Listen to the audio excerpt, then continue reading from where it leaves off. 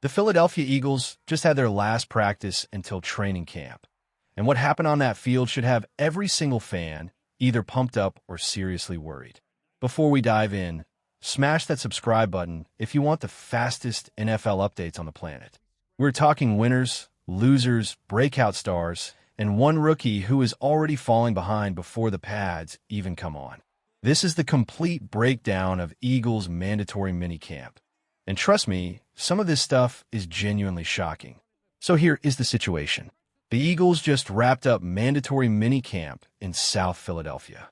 This was the last time this 2026 Eagles squad was on the field together as a complete unit before training camp fires up at the end of July. After that, it is preseason time. 3 games on the schedule. First up, August 15th, a Saturday night road trip to Baltimore to take on the Ravens at 7 p.m. It really dictates the defense. The week after that, another road game against the New England Patriots. Yes, A.J. Brown's new team. Also kicking off at 7 p.m. Eastern. And then the preseason closer is a nationally televised game on CBS, Eagles versus the Bengals at Lincoln Financial Field, with an 8 p.m. Eastern kickoff. Circle those dates. They matter. But before the preseason even arrives, minicamp just told us a whole lot about who is ready and who is not. Let's break it down. Think about this for a second. How often does Howie Roseman hand out a premium 1-year contract to a single cornerback? Almost never. So when he did exactly that for Rick Woolen, that should tell you everything you need to know about how serious the Eagles are about fixing their secondary. And Woolen did not disappoint. Throughout OTAs and all of mandatory minicamp, this man was an absolute problem. He was blanketing receivers, breaking up passes, picking the ball off, and at one point he even sacked Jalen Hurts during a drill. He was making plays all over the field. Cooper DeJean talked about him this week and said his skill set is just different, long, explosive, fast, and the way he recovers when a receiver gets out of a break is something you just do not see every day. Now here is the thing people need to understand about why Woolen matters so much. Last year, the Eagles were outstanding against number 1 wide receivers. Quinyon Mitchell earned first-team All-Pro honors, and he was a lockdown corner. But against number 2 receivers, the Eagles got torched. That was a real problem. Woolen is the direct answer to that weakness. He has elite arm length that lets him press in man coverage. He has top-end speed to run with fast receivers. And over his last 4 seasons, his pass breakup numbers have been consistently excellent. 16, 11, 14, and 12 PBUs. Those are real numbers. Woolen said this week he believes this Eagles secondary can be one of the best in the entire NFL. And then Darius Slay, quote, tweeted him and basically said they will be. When your veterans are that locked in and your newest addition is already playing at that level, Vic Fangio's defense could be something truly scary in 2026. Stay tuned because this secondary storyline is just getting started. Now who else is turning heads and making noise? Drop a comment right now. Do you think Rick Woolen can be a top 5 corner in the NFL this season? Let us know below.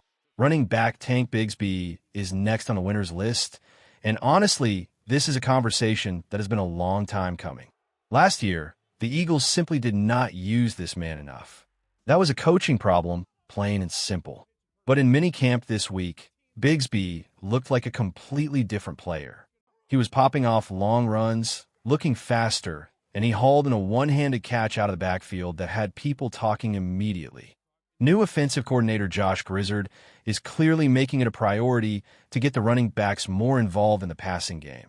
And that is great news for Bigsby. Look at his numbers from last year.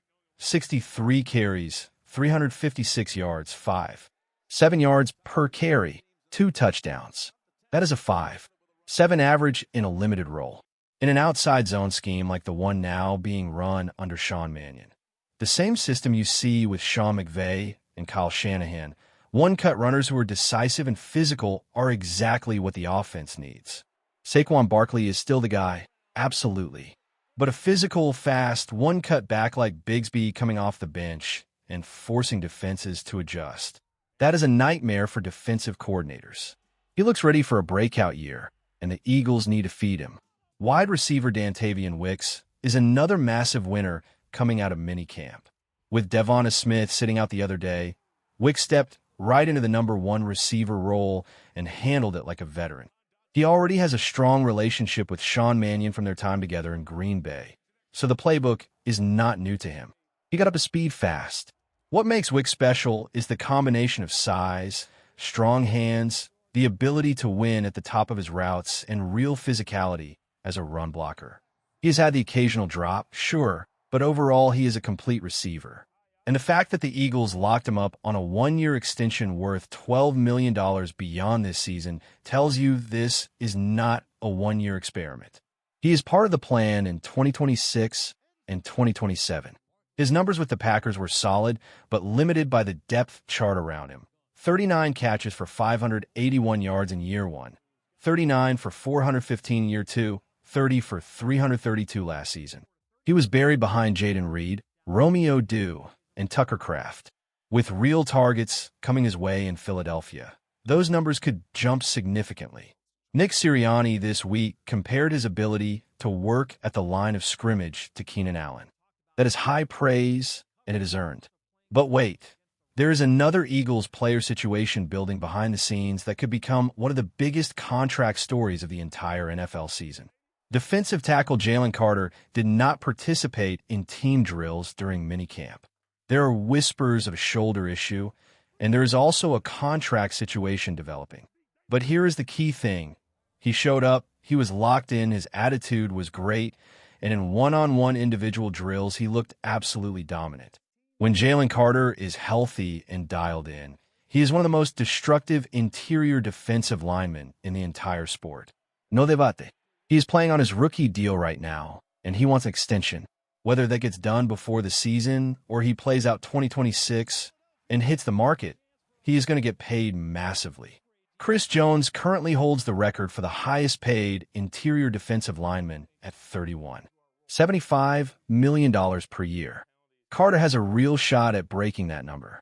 And it is safe to say he is going to make more than Jordan Davis because, frankly, he is the better player.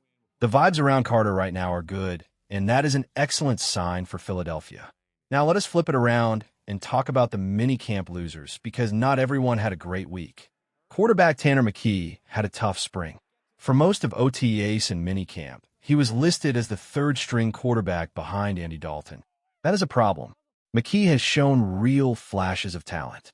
Back in late 2024, he had some impressive moments and showed off timing, touch, accuracy, anticipation, good size, and a strong arm, qualities that you genuinely cannot teach. In the preseason, he has looked excellent. But throughout this spring, he was third on the depth chart and not getting anywhere near enough reps as the number 2 quarterback. Andy Dalton has been in the NFL for a very long time, and he brings experience to the table. But let us be completely honest. Dalton was throwing interception after interception during minicamp. Pick after pick. That is not the kind of performance that locks down a backup quarterback role. Sean Mannion has a real decision to make here. McKee has the higher ceiling, full stop. Dalton could be a quality QB3. But as things stand, the backup quarterback competition for this Eagles team is genuinely unsettled, and that is a concern heading into training camp. Cole Payton was up and down and remains more of a developmental project at this stage. The bottom line is this. The Eagles' backup quarterback situation needs to get sorted out fast because the regular season waits for no one. Second-round pick Eli Stove is also a mini-camp loser, and this one genuinely surprised a lot of people. He won the Mackey Award. That is the award for the best tight end in college football, and the expectation was that he would come in and quickly establish himself as the clear number 2 tight end behind Dallas Goedert. But right now, he is buried on the depth chart and barely getting snaps. For some context, Zach Ertz had 36 catches for 469 yards in his rookie year. When the Eagles drafted Goedert in 2018, he had 33 catches for 334 yards as a rookie. Both of those were solid starting points. Stove is not being called a bust, not even close. But when you're a second-round pick with the Mackey Award on your resume, and you are this far back in the depth chart in the middle of June, that is a red flag worth paying attention to. His blocking has been inconsistent. Some really good moments, and some not so good ones. The athleticism, the hands, the the route running abilities are all genuinely there. Training camp with the pads on and the preseason games will be the real test. He needs to make a major move up this depth chart, and he needs to do it soon. Wide receiver Mekhi Lemon is also in a loser column this week after sitting out all of mandatory minicamp with a hamstring injury. Now here is the thing. Nobody is roasting a player for getting hurt. Injuries happen, but missing this time as a rookie is genuinely costly, and here is why. The Eagles' offense under Sean Mannion is complex. Learning the playbook, understanding route depths, developing chemistry with Jalen Hurts, getting comfortable with NFL speed and physicality. All of that takes time and repetitions. Every rep Lemon missed is a rep he cannot get back. He is expected to return for training camp, so that is the good news. But he is already playing catch-up, and he cannot afford to fall further behind. Offensive lineman Markel Bell is the final loser on this mini-camp list. With Lane Johnson absent during OTAs, Bell was working at starting right tackle. During mandatory minicamp, he started shifting over to left tackle as well, which is actually a positive sign that the coaching staff sees versatility in him.